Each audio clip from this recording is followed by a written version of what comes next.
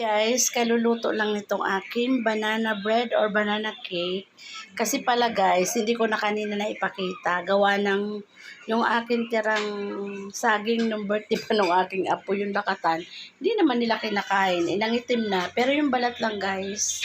Ang ginawa ko na naman itong merienda. Ito pala guys, ang toppings nito. Tapos, ang toppings pala nito guys. Itong isa, chocolate chips.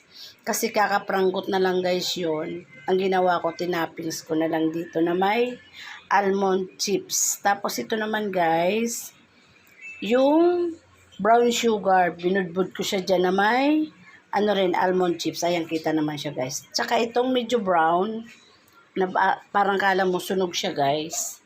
Yung Milo naman guys, nag-invento lang ako. Binudbud ko lang siya dyan. Ayan siya guys. Oh.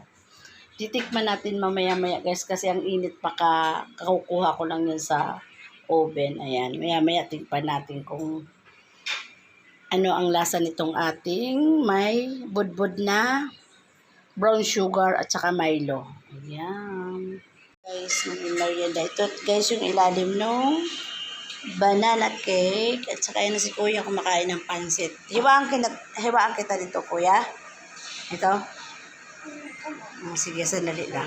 Ito na siya guys. Ihiwain ko siya. Ito guys na ihiwain ko yung ano to guys, yung binudburan ko to ng brown sugar na may almond chips.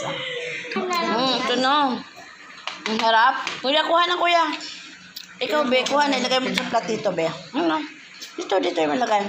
Kuya, kuha na kuya. Dahan. Kuya, kuha na be. Kuha na. Sarap nito oh.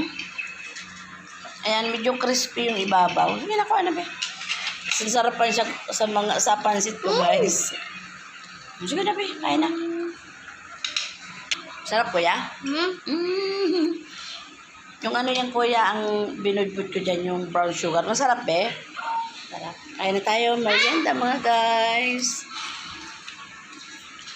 Bye, thank you. God bless po.